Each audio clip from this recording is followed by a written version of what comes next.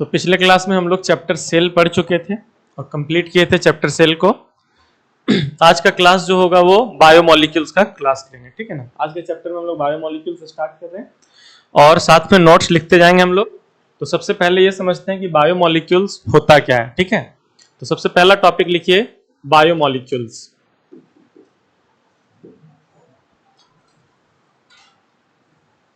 Biomolecules, तो biomolecules होता क्या है। अगर हम बात करें बायोमोलिक्यूल्स का, तो वो कार्बन कंपाउंड जो लिविंग ऑर्गेनिज्म में पाया जाता है, ठीक है।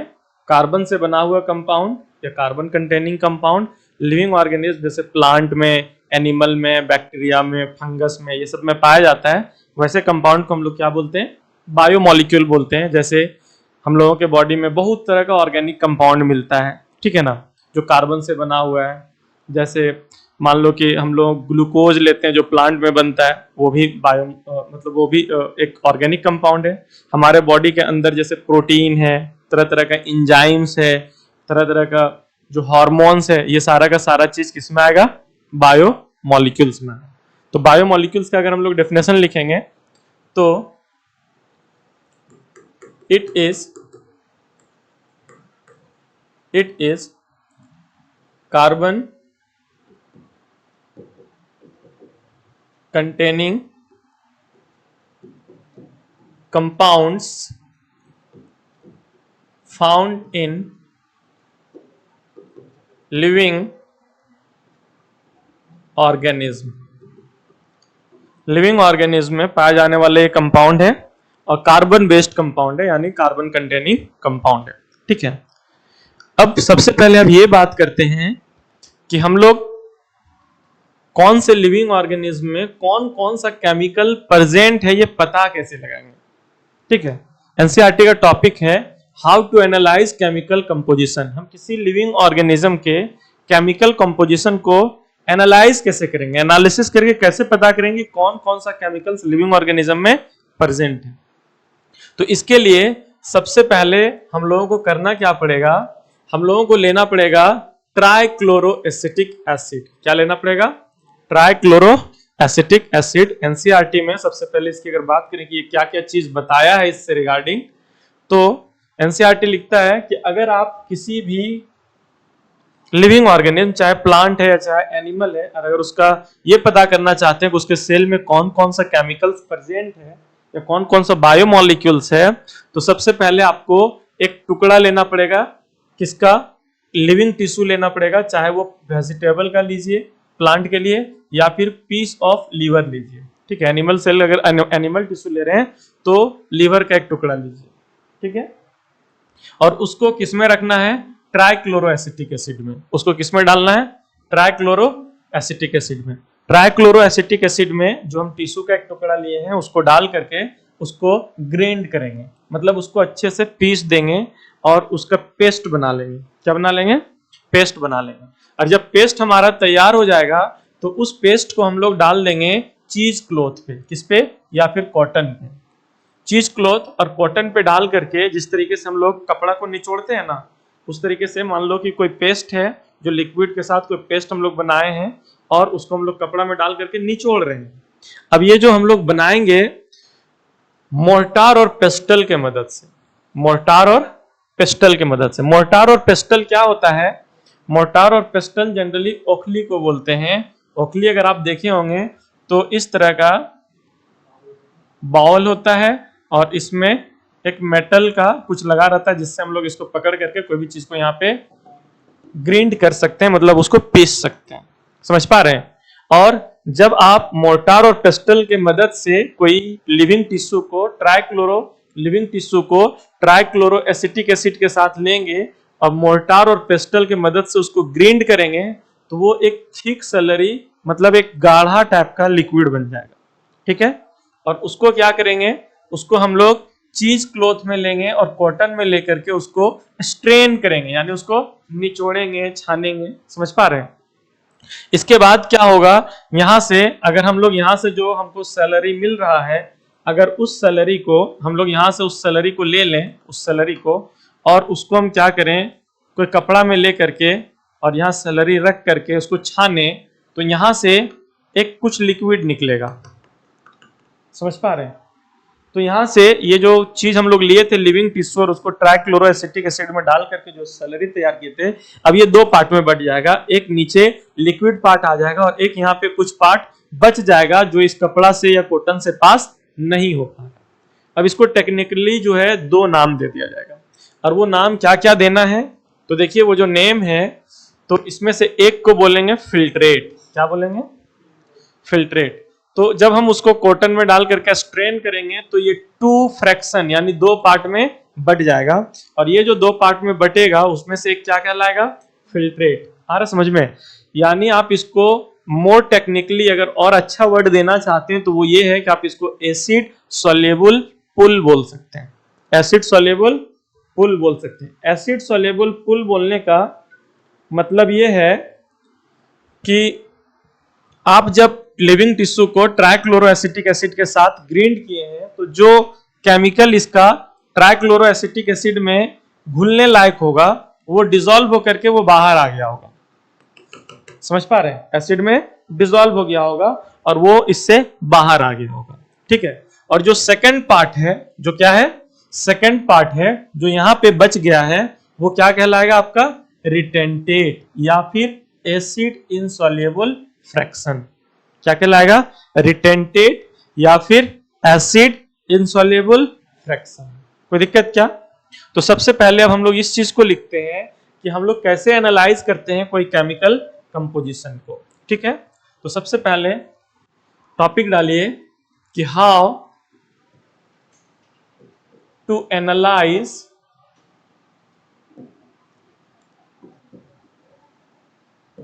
Chemical composition. केमिकल कंपोजिशन को कैसे एनालाइज करेंगे? ठीक है। तो सबसे पहले क्या करेंगे? Take a living tissue. आपको एक लिविंग टिश्यू लेना पड़ेगा। ठीक है। अब लिविंग टिश्यू आप लीजिएगा तो वो क्या क्या हो सकता है? कोई वेजिटेबल ले सकते हैं। क्या ले सकते हैं? कोई सब्जी ले सकते हैं आप, या फिर आप क्या कर सकते हैं? अ पीस ऑफ लीवर ले सकते हैं। ठीक है। और ये जो लिविंग टिश्यू है फिर इसको किसके साथ ग्राइंड करना है? ठीक है। Grind this tissue with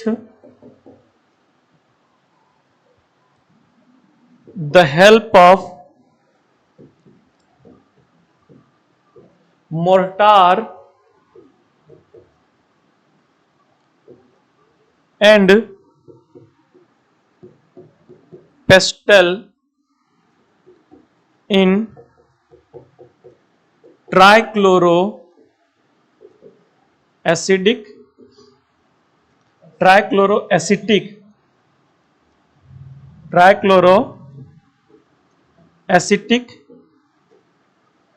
acid. Trichloroacetic acid जिसका फॉर्मूला क्या होता है? अगर आप इसका फॉर्मूला लिखना चाहते हैं ट्राइक्लोरोएसिटिक एसिड का, तो इसका फॉर्मूला Cl3CCOOH, ये इसका फॉर्मूला है। ठीक है, इतना नोट कीजिए। इसके बाद हम लोग क्या करेंगे? जब हम लोग इसका लिविंग टिश्यू को लेकर के ट्राइक्लोरोएसिटिक एसिड को हम लोग ग्राइंड कर लेंगे, ठीक है, तब क्या होगा? वी ऑब्टेन, हम लोगों को क्या मिलेगा?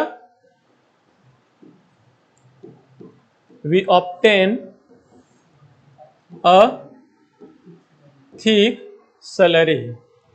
क्या मिल जाएगा हम लोगों को? एक thick slurry, SLURRY THICK, thick slurry. ठीक है। तो हम लोग क्या करेंगे? ऑब्टेन करेंगे एक थिक स्लरी। ठीक है। अब इस थिक स्लरी को क्या करेंगे? हम लोग फिल्टर करेंगे। हम लोग अब थोड़ा टेक्निकली इजी वर्ड लिखते हैं, ठीक है ना। चलिए, तो हम लोग क्या करेंगे, ऑब्टेन करेंगे थिक सैलरी, फिर उसको फिल्टर करेंगे,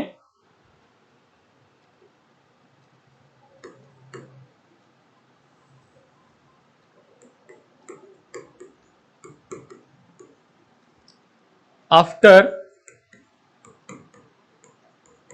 filtration of the salary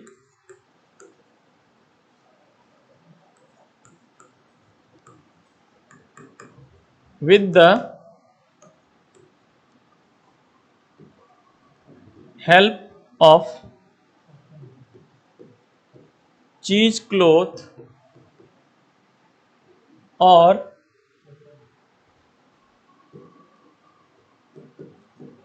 cotton, we get two fractions। और हम लोगों को इसको फिल्टर करने के बाद दो फ्रैक्शन मिलेगा। एक कहलाएगा एसिड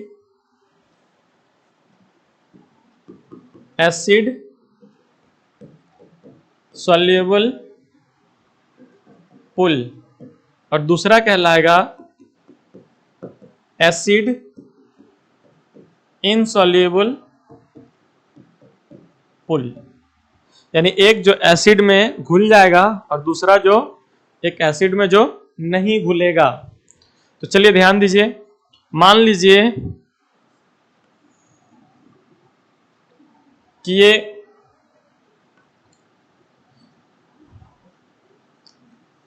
थिक सैलरी है, क्या है ये, थिक सैलरी है,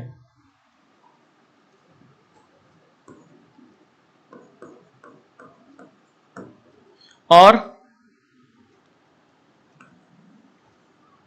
इससे जो चीजें निकल रहा है, जो एसिड में केमिकल घुल गया था, वो सब इससे हम लोग अलग कर लिए, फिल्टर कर लिए। तो ये जो केमिकल होगा वो कहलाएगा एसिड सॉल्युबल पुल, और जो यहां पे बचा हुआ पार्ट है उसको बोलेंगे एसिड इनसॉल्युबल पुल। और एसिड इनसॉल्युबल पुल का दूसरा जो नाम है वो आप बोल सकते हैं इसको रिटेंटेट, RETENTATE।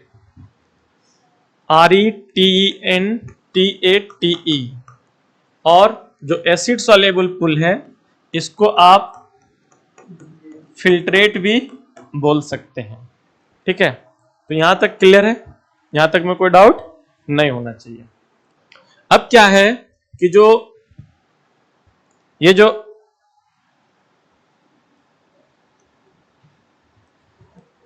ये जो एसिड सॉल्युबल पुल है, यानी एसिड में जो केमिकल्स घुला हुआ, अगर हम इसकी बात करें तो कोई लिविंग ऑर्गेनिज्म से हजारों केमिकल्स ऐसा निकलता है जो इस एसिड में डिसॉल्व होता है। समझ पा रहे हैं। अब यहां के बाद ये कई तरह का केमिकल्स इस एसिड में घुला हुआ है और उस केमिकल्स को सेपरेट करना है, अलग करना है। तो इसका केमिस्ट्री में अलग अलग तरीका है सेपरेशन का। In acid soluble pool thousands of organic compounds are present, ठीक है। तो एसिड सॉल्युबल पुल में thousands of organic compound present होता है। क्लियर है यहां तक। चलिए अब आगे समझते हैं कि क्या होता है, इसको नोट कर लीजिए। तो यहां तक तो हम ये समझ गए कि जो ऑर्गेनिक कंपाउंड है लिविंग ऑर्गेनिज्म में, उसको हम लोग कैसे अलग करते हैं, ठीक है। अगर आप एनसीईआरटी में देखेंगे तो ये बायोमोलिक्यूल्स का डेफिनेशन भी दिया है। बायोमोलिक्यूल्स का डेफिनेशन क्या दिया है, देखिए, all the carbon compounds that we get from living tissues can be called biomolecules. वो सभी कार्बन कंपाउंड जो हम लोग लिविंग टिश्यू से मिलता है हम लोगों को, वो सब क्या कहलाएगा? बायोमोलिक्यूल्स कहलाएगा। ठीक है, तो यहाँ पे तो हम लोग ये समझ गए कि ऑर्गेनिक कंपाउंड को कैसे एनालाइज कर रहे हैं, कैसे पता कर रहे हैं कि लिविंग टिश्यू में कौन सा ऑर्गेनिक कंपाउंड प्रेजेंट है। लेकिन अब ये समझना है कि कौन से लिविंग टिश्यू में या लिविंग टिश्यू में कौन कौन सा इनऑर्गेनिक कंपाउंड प्रेजेंट है। ठीक है, तो टॉपिक लिखेंगे इनऑर्गेनिक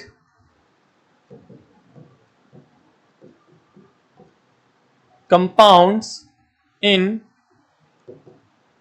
लिविंग टिश्यू।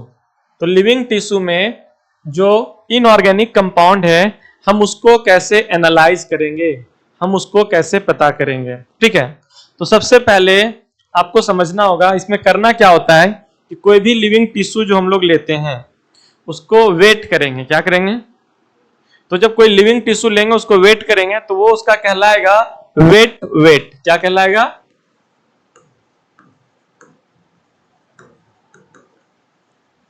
मतलब भीगा हुआ वजन है वो। जैसे आप 1 केजी पालक साग लाते हैं, समझ पा रहे हैं? तो जो पालक साग है ना उसका 1 केजी जो वजन है वो वेट वेट है, भीगा हुआ साग का वजन है। आप उसको 2 दिन तक पूरा धूप में सुखाइए, इतना सुखाइए कि उसमें जरा सा भी वाटर ना बचे, और उसको फिर से आप वेट कीजिए, तो जो उसका वजन बचेगा ना वो कहलाएगा ड्राई वेट। क्या कहलाएगा? Dry weight. तो हम कोई भी टिश्यू लेंगे और उसका वेट वेट होगा, ठीक है, और उसको फिर हम लोग ड्राई करेंगे, तो उसको ड्राई करके फिर वेट करेंगे तो वो कहलाएगा ड्राई वेट। क्या कहलाएगा? Dry weight. अच्छा, वेट वेट में ड्राई वेट को माइनस करेंगे तो हम लोगों को ये तो पता चल जाएगा ना कि उसमें कितना वाटर है, उसमें कितना वाटर। ठीक है, तो वेट वेट क्या होगा बताइए?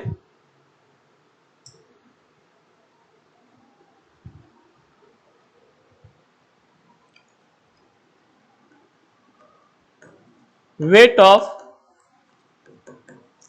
लिविंग टिश्यू को हम लोग वेट वेट बोलेंगे। ठीक है, और ड्राई वेट कब बोलेंगे? Weight of living tissue after drawing.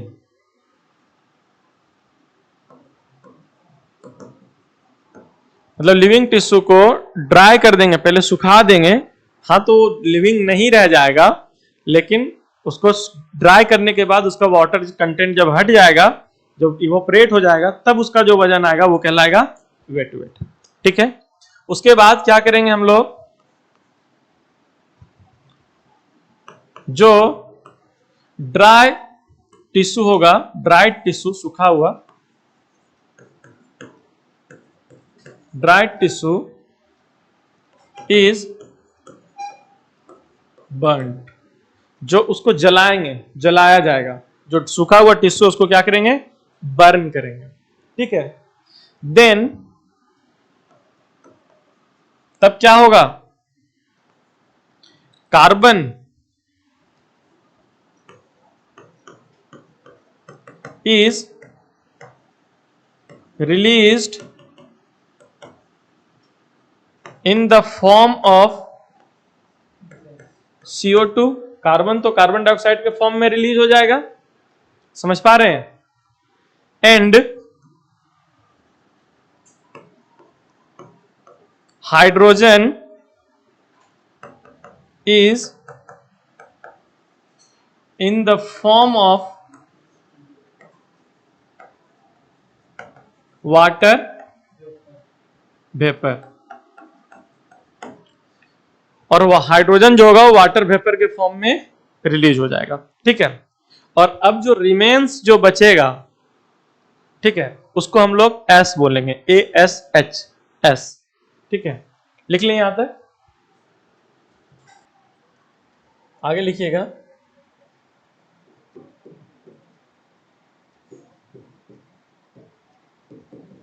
The remains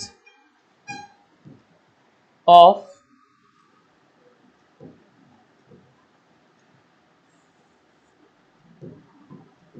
burnt tissue is called S।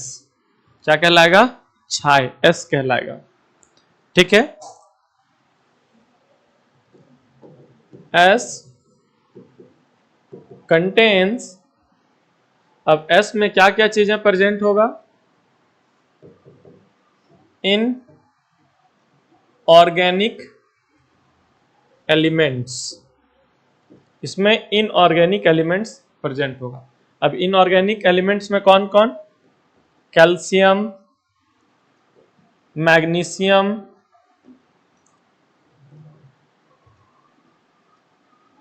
Sodium, ये सब चीजें प्रेजेंट होगा जो हमारे बॉडी में इनऑर्गेनिक एलिमेंट प्रेजेंट है। ठीक है, अब यहां पे कुछ चीजें समझना है।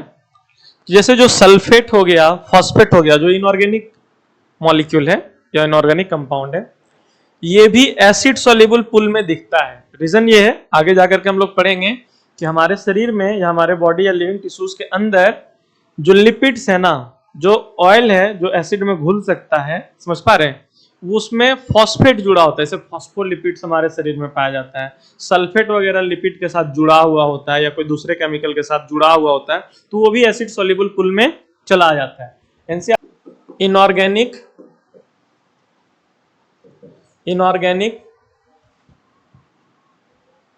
Compounds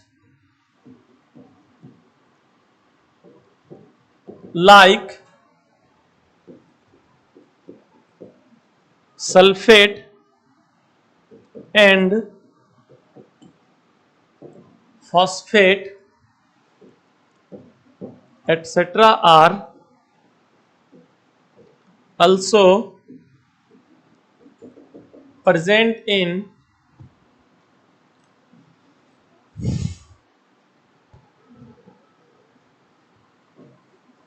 acid soluble pool. तो ये जो फॉस्फेट और सल्फेट्स है वो एसिड सॉल्युबल पूल में प्रेजेंट है। क्यों प्रेजेंट है? क्योंकि ये हमारे टिश्यूज का, हमारे बॉडी के अंदर जो सेल है उसके अंदर जो केमिकल्स है उसका ये हिस्सा है, उसके साथ ये जुड़ा रहता है। तो अगर हम ये देखें कि जो कंपाउंड्स एसिड सॉल्युबल पूल में बाहर आया है वो ऑर्गेनिक कंपाउंड से लिविंग टिश्यू का, और उस ऑर्गेनिक कंपाउंड को हम लोग कौन कौन से ग्रुप में बांट सकते हैं? तो हम उसको एमिनो एसिड में क्लासिफाई कर सकते हैं, न्यूक्लियोटाइड्स बेसेस में क्लासिफाई कर सकते हैं, फैटी एसिड में क्लासिफाई कर सकते हैं, और अदर कंपाउंड्स में क्लासिफाई कर सकते हैं। और जो कंपाउंड्स हमारा जो एसिड सॉल्युबल पूल में आता है उसमें तो कई 1000 केमिकल्स है, उसको सेपरेट कैसे करेंगे? तो जब और आप लोग केमिस्ट्री पढ़िएगा तो देखिएगा कुछ कंपाउंड में एल्डिहाइड ग्रुप होता है, किसी में कीटोन ग्रुप होता है, किसी में कार्बोक्सिलिक एसिड ग्रुप होता है, किसी में साइनाइड ग्रुप होता है। तो जिससे जैसा जैसा उसका फंक्शनल ग्रुप है तो अलग अलग फंक्शनल ग्रुप वाले कंपाउंड को सेपरेट करने का अलग अलग तरीका होता है। ठीक है, तो उस तरीके से वो सेपरेट होगा। लेकिन सबसे पहले अब हम लोग जो है पढ़ेंगे, वो पढ़ेंगे हम लोग एमिनो एसिड। क्या पढ़ेंगे? Amino acid. सबसे पहले ये जान लीजिए कि एमिनो एसिड ये सबसे स्मॉलेस्ट पार्ट है जिससे मिल करके प्रोटीन बनता है। क्या बनता है? प्रोटीन। प्रोटीन बहुत सारे एमिनो एसिड का एक लंबा चेन होता है। ठीक है, तो ये एमिनो एसिड के बारे में सबसे पहले हम लोग पढ़ेंगे। एमिनो एसिड में बेसिकली क्या होता है कि एक कार्बन होता है जिसके साथ एक ओइक एसिड ग्रुप, एक हाइड्रोजन और एक अमीन ग्रुप, और एक यहां पे अल्काइल ग्रुप होता है। यानी ये आर लिखे अल्काइल ग्रुप, यानी यहां पे कोई दूसरा कार्बन का चेन भी यहां पे जुड़ सकता है। यहां पे हो सकता है हाइड्रोजन हो, यहां पे हो सकता है CH3 हो, यहां पे हो सकता है C2H5 हो, या कुछ भी यहां पे आकर के जुड़ सकता है। अगर आप कॉमन नेमिंग पढ़े होंगे कंपाउंड का, जो ऑर्गेनिक कंपाउंड उसका अगर कॉमन नेमिंग पढ़े होंगे तो उसका फंक्शनल ग्रुप के बाद जो कार्बन आता है उसको अल्फा कार्बन बोलते हैं। क्या बोलते हैं? अल्फा कार्बन बोलते हैं। समझ पा रहे हैं? तो ये फंक्शनल ग्रुप हो गया। ये ओइक एसिड क्या हो गया, फंक्शनल ग्रुप हो गया, और इसके बाद जो पहला कार्बन है वो अल्फा कार्बन है, और उसी पे कौन जुड़ा हुआ है, अमीन ग्रुप जुड़ा हुआ है। कौन जुड़ा हुआ है, इसीलिए इसका नाम अल्फा एमिनो एसिड भी होगा। समझ पा रहे हैं, क्योंकि अल्फा कार्बन पे अमीन जुड़ा हुआ है। क्लियर है यहां तक। और ये आर ग्रुप पे कौन कौन सा, ये आर जहां पे है अल्काइल ग्रुप, यहाँ पे अलग अलग जो है वो चेन जुड़ने से, अलग अलग कंपाउंड जुड़ने से ये अलग अलग एमिनो एसिड बनता जाएगा। ठीक है, जैसे कुछ एग्जाम्पल जो दिया हमारे बुक में, सबसे पहले हम लोग उसी को देखते हैं। यहां पे देखिए, इस जगह पे जो एनसीईआरटी बुक में दिया है कि अगर आर के जगह पे एच जुड़ गया हाइड्रोजन, तो ये क्या कहलाएगा, ग्लाइसिन कहलाएगा। अगर आर के जगह पे CH3 जुड़ गया, मिथाइल ग्रुप जुड़ गया, तो ये एलानीन कहलाएगा। अगर CH2OH ग्रुप जुड़ गया तब ये क्या कहलाएगा, सेरीन कहलाएगा। समझ पा रहे हैं। तो अगर ये आर के जगह पे, जैसे मान लीजिए ये आर के जगह पे अगर हाइड्रोजन है और कार्बन के साथ इधर भी एक हाइड्रोजन और एक यहाँ पे एमिनो ग्रुप और यहाँ पे ओइक एसिड ग्रुप, तब इसका नाम क्या हो जाएगा, इसका नाम हो जाएगा ग्लाइसिन। क्या नाम हो जाएगा, ग्लाइसिन। समझ पा रहे हैं, क्या नाम हो जाएगा, ग्लाइसिन। अगर हम लोग इसी आर के जगह पे अगर हम लोग CH3 ग्रुप जोड़ दें, मिथाइल ग्रुप जोड़ दें, और जो अल्फा कार्बन उससे एक हाइड्रोजन, एक एमिनो ग्रुप और एक ओइक एसिड ग्रुप जुड़ा हुआ है, तब इसका नाम क्या हो जाएगा, एलानीन। क्या नाम हो जाएगा, एलानीन हो जाएगा।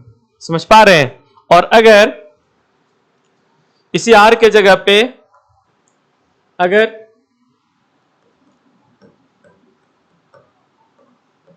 एक एल्कोहल वाला ग्रुप जुड़ जाए, OH कंटेनिंग, यानी OH group containing carbon chain जुड़ जाए, और ये किसके साथ जुड़ा होगा, अल्फा कार्बन के साथ, जिससे एक हाइड्रोजन और एक अमीन ग्रुप और एक ओइक एसिड ग्रुप जुड़ा हुआ है, तो इसका नाम क्या हो जाएगा, इसका नाम हो जाएगा सेरीन।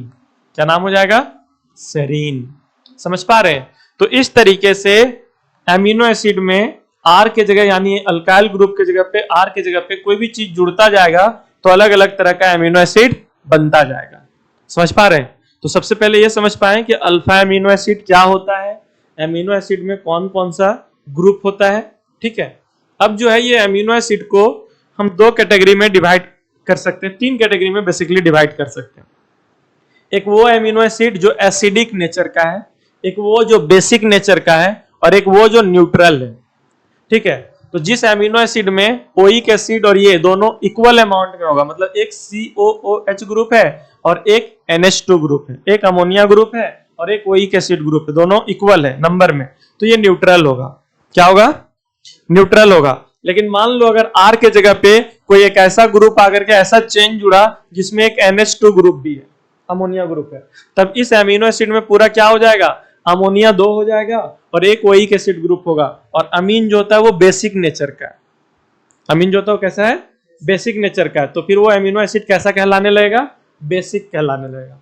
और अगर यहाँ पे नंबर, यहाँ पे अगर जो कार्बन चेन जुड़ा उसमें मान लो COH ग्रुप है, तो 2 COH ग्रुप हो जाएगा। समझ पा रहे हैं, क्या हो जाएगा, 2 COH ग्रुप हो जाएगा। तब ये फिर, और एक अमीन ग्रुप है, तो फिर ये अमीनो एसिड एसिडिक कहलाएगा।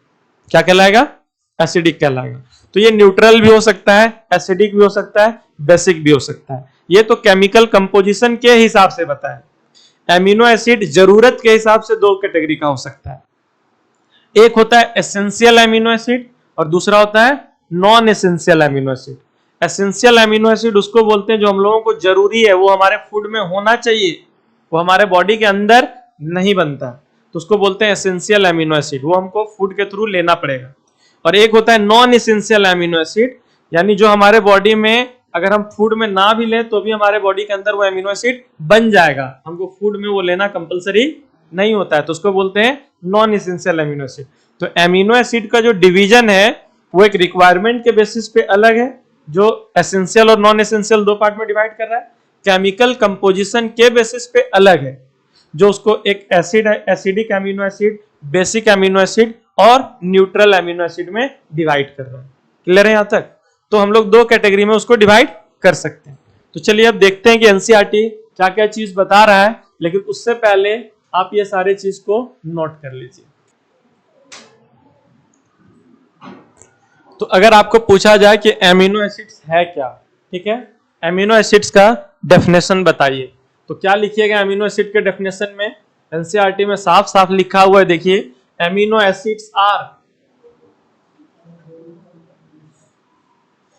Acids are organic compounds containing an amino group and an acidic group as a substituent on the same carbon, और वो भी कौन सा कार्बन? अल्फा कार्बन पे।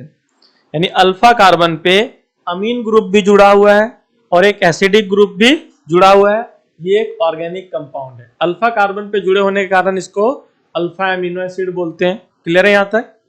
जो सब्स्टिट्यूटेड मीथेन्स है, दे आर सब्स्टिट्यूटेड मीथेन्स। क्या होता है पता है मीथेन्स के बारे में? मीथेन का फॉर्मूला पता है? CH4, यानी एक कार्बन जिसके साथ 4 हाइड्रोजन जुड़ा हुआ है। अब दो रिएक्शन आप लोग पढ़े होंगे, एक होता है एक होता है एडिशन और एक होता है सब्स्टिट्यूशन। ठीक है, सब्स्टिट्यूशन और एडिशन में डिफरेंस क्या है? एडिशन में अगर किसी भी चीज को आप ऐड कर रहे हैं कोई केमिकल के साथ, तो वो किसी को रिमूव नहीं करता, हटाता नहीं, वो जाकर के जुड़ जाता है। समझ पा रहे हैं? लेकिन सब्स्टिट्यूशन में क्या होता है, एक एलिमेंट को वो हटाएगा तब जाकर के कोई दूसरा जुड़ेगा। समझ पा रहे हैं? मतलब डिस्प्लेसमेंट कराता है। तो बेसिकली ये कार्बन के साथ 4 हाइड्रोजन जुड़ा हुआ है, तब इसका नाम है मीथेन। क्या नाम है? मीथेन। अब यहाँ पे 4 हाइड्रोजन में से एक को हटा करके यहाँ पे ओइक एसिड जुड़ गया, दूसरा को इधर हटा करके अमीनो ग्रुप जुड़ गया। समझ पा रहे हैं? और तीसरा को इधर हटा करके कोई अल्काइल ग्रुप या कोई भी ग्रुप आकर के जुड़ेगा, और एक यहाँ पे सिर्फ हाइड्रोजन रह जाता है। तो ये सब तीनों सब्स्टिट्यूट हुआ है, मतलब दूसरे को हटा करके, दूसरे हाइड्रोजन को हटा करके ये तीनों जुड़ा है कार्बन के साथ। तो इसीलिए हम इसको बोल सकते हैं कि दे आर सब्स्टिट्यूटेड मीथेन्स। ये जो अल्फा एमिनो एसिड होता है वो सब्स्टिट्यूटेड मीथेन्स होता है। और इसमें जो 4 ग्रुप है, 4 सब्स्टिट्यूएंट ग्रुप जो ऑक्यूपाई करता है 4 वैलेंसी पोजीशन, यानी कार्बन के 4 वैलेंसी को, वो है hydrogen, carboxyl group, amino group, इसको बोल रहे हैं कार्बोक्साइल ग्रुप, ये कहला रहा है एमिनो ग्रुप। और ये है एक वेरिएबल ग्रुप जहां पे H या फिर CH3 या फिर कोई भी दूसरा ग्रुप आकर के जुड़ते रहता है। समझ पा रहे हैं यहां तक? तो चलिए अब इसके बारे में क्या क्या चीजें हम लोग लिखेंगे। तो सबसे पहला चीज हम लोग लिखेंगे एमिनो एसिड्स का डेफिनेशन। लिखिएगा, amino acids are organic compounds containing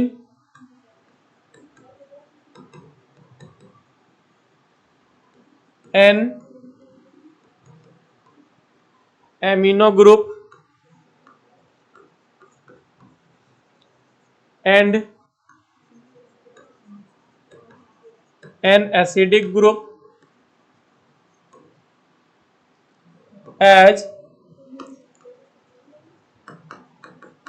substituents on the same alpha carbon. तो एक अल्फा कार्बन है जिसके साथ दोनों एमिनो ग्रुप भी और एसिडिक ग्रुप भी दोनों जुड़ा हुआ है। ठीक है, इसके बाद इसमें क्या जानना है आपको?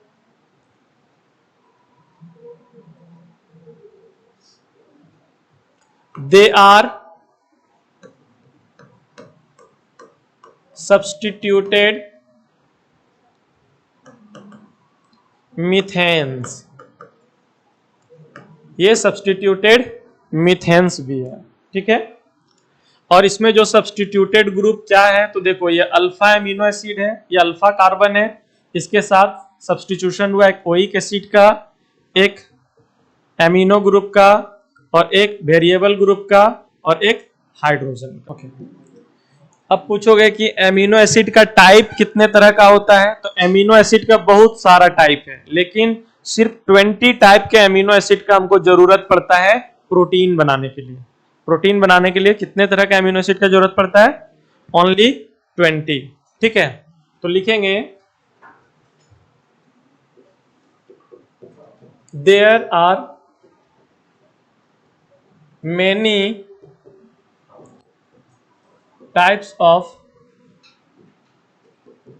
amino acids but only 20 types of amino acids required for protein synthesis. यानी हमारे बॉडी में प्रोटीन बनने के लिए सिर्फ और सिर्फ 20 तरह के अमीनो एसिड का जरूरत पड़ता है। ठीक है,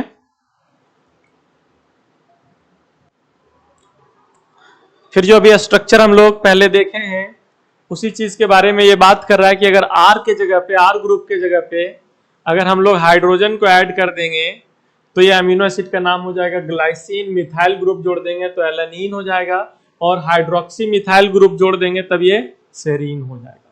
ठीक है, यहाँ पे 3 ऑफ द 20 में से 3 तरह का अमीनो एसिड को यहाँ पे फिगर में दिखाया गया। ये तो हम लोग देख चुके हैं। चलिए अब हम लोग इसका स्ट्रक्चर के बारे में समझते हैं। ठीक है ना, स्ट्रक्चर तो हम लोग लगभग देख ही रहे हैं। ठीक है, तो अमीनो एसिड का टाइप के बारे में देखते हैं कि अमीनो एसिड का कितने टाइप हो सकता है। तो अभी हम पहले ही बता चुके हैं कि अमीनो एसिड का टाइप जो होगा वो 3 तरीके का होगा केमिकल नेचर के बेसिस पे, एसिडिक, बेसिक और न्यूट्रल। एसिडिक तब बोलेंगे जब ओइक एसिड ग्रुप ज्यादा होगा, बेसिक तब बोलेंगे जब अमीनो ग्रुप ज्यादा होगा, और न्यूट्रल कब बोलेंगे जब ओइक एसिड और बेसिक ग्रुप दोनों बराबर होगा। ठीक है, तो चलिए लिखिएगा टाइप्स ऑफ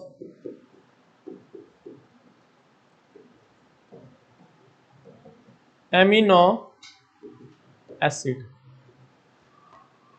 उसमें से पहला लिखिएगा acidic amino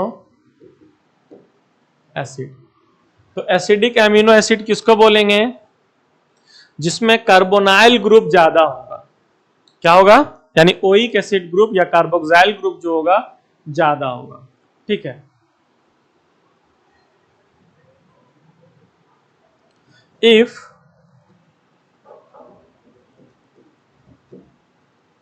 oic acid group is more than amino group in amino acid called acidic amino acids। अब एसिडिक एमिनो एसिड्स का एग्जाम्पल कौन है? तो यहां पे एक एग्जाम्पल दिया है ग्लूटामिक एसिड। क्या एग्जाम्पल दिया है? एग्जाम्पल हो गया ग्लूटामिक एसिड। अब इसका नाम से पता चल रहा है लास्ट में एसिड लगा हुआ है, तो कैसा ये अमीनो एसिड होगा? एसिडिक होगा। ठीक है, अगर हम लोग बेसिक एमिनो एसिड की बात करें तो बेसिक एमिनो एसिड में if oic acid group is less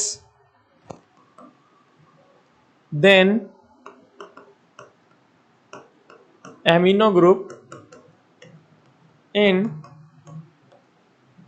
amino acid, तब हम इसको क्या बोलेंगे? बेसिक एमिनो एसिड बोलेंगे। और बेसिक एमिनो एसिड का एग्जांपल लाइसिन दिया हुआ है। कौन है इसका एग्जाम्पल? इसका एग्जाम्पल है लाइसिन, ठीक है। और न्यूट्रल एमिनो एसिड का एग्जाम्पल है वैलिन। क्या है? और एक तो ग्लाइसिन हम लोग देखे ही थे। ग्लाइसिन की अगर बात करें तो यहां पे देखिए एक एमिनो ग्रुप है और एक ओइक एसिड ग्रुप है, तो ये भी न्यूट्रल होगा। और एक एग्जाम्पल दिया है वैलिन। लिख लिए यहां तक? चलिए,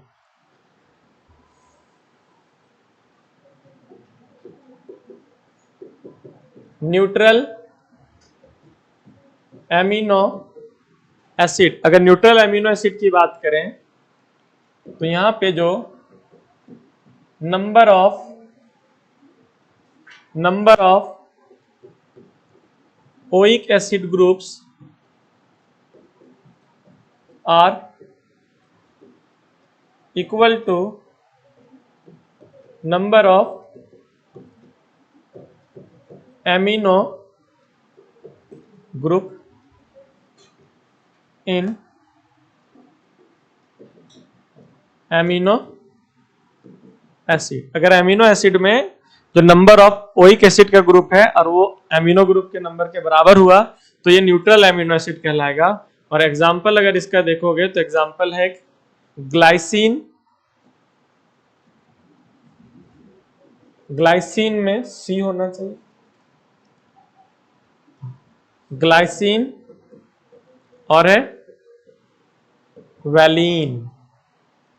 ठीक है, क्लियर है यहां तक?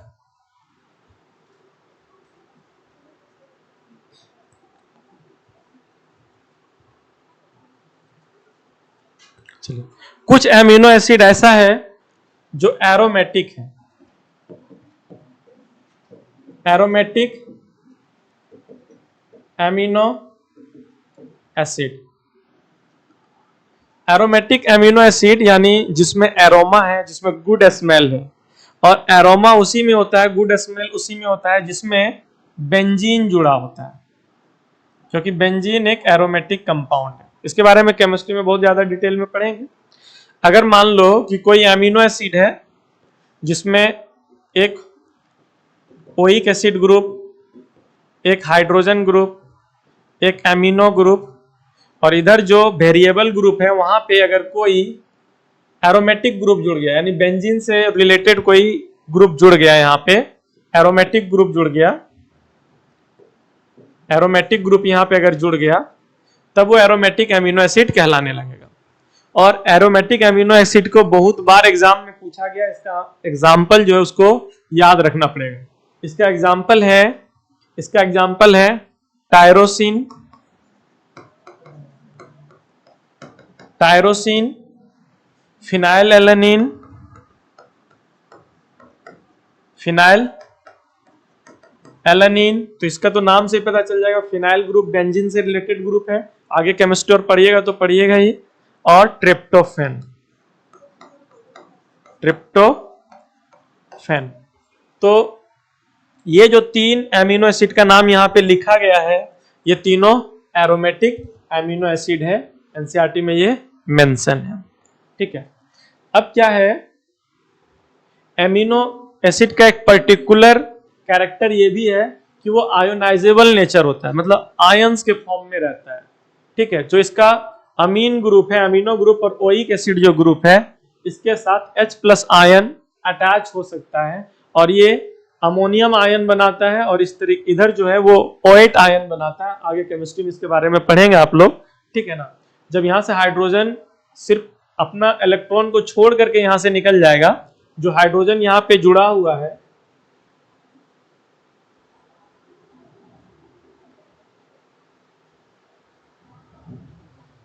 देखिए यहां पे जो हाइड्रोजन जुड़ा हुआ होगा, ये हाइड्रोजन अगर अपना इलेक्ट्रॉन छोड़ करके H+ के फॉर्म में अगर इसके पास आ गया होगा तो ये NH3+ हो जाएगा और यहाँ पे COO- हो जाएगा। ठीक है, इस तरह के फॉर्म में अगर प्रेजेंट रहता है, जनरली इसी तरह के फॉर्म में ये प्रेजेंट रहता है अमीनो एसिड, तो इसको बोलते हैं ज्विटर आयन। क्या बोलते हैं? Zwitter ion. और हम लोगों को जो बायोमोलिक्यूल्स में पढ़ना है वो इतना ही पढ़ना है, ठीक है, यहाँ पे एमिनो एसिड के बारे में, ठीक है। इसके बाद फिर अगला टॉपिक जो है वो लिपिड्स यहाँ से स्टार्ट होता है, ठीक है। तो ज्विटर आयन क्या होगा, अगर आप ज्विटर आयन के बारे में लिखना चाहते हैं तो a particular property of amino acid is the ionisable nature of amino group and oic acid group. मतलब एक पर्टिकुलर प्रॉपर्टी है एमिनो एसिड का, उसका एमिनो ग्रुप और ओइक एसिड ग्रुप आयोनाइज हो जाता है, आयन के फॉर्म में रहता है, ठीक है। और in solution of different pH, मतलब अलग अलग सॉल्यूशन ऑफ पीएच में, मतलब अलग अलग सॉल्यूशन में जब हम लोग एमिनो एसिड को रखेंगे जिसका पीएच अलग अलग है, तो वहां पे ये आयंस के फॉर्म में रहेगा, कहीं पे अमोनियम आयन बनाएगा, कहीं पे ओएट आयन बनाएगा, कहीं पे इस तरह से रहेगा, ठीक है। और इसी को बोलते हैं ज्विटर आयोनिक फॉर्म। क्लियर है यहाँ तक? आप इसके बारे में लिख लीजिएगा, ये डायग्राम बना लीजिएगा और इसका ये मतलब ये बॉक्स जो है वो बना लीजिएगा, ठीक है। तो आज का क्लास में यहीं तक रहेगा। नेक्स्ट क्लास में हम लोग फिर और जो कंपाउंड्स है जैसे लिपिड्स है, तो लिपिड में कैसे लिपिड बनता है, लिपिड का क्या क्या इंपॉर्टेंस है, ठीक है ना, क्या क्या चीजें होता है उसमें, और कौन कौन सा कंपाउंड है, न्यूक्लिक एसिड है, जो डीएनए आरएनए, उसके बारे में हम लोग और डिटेल में पढ़ेंगे।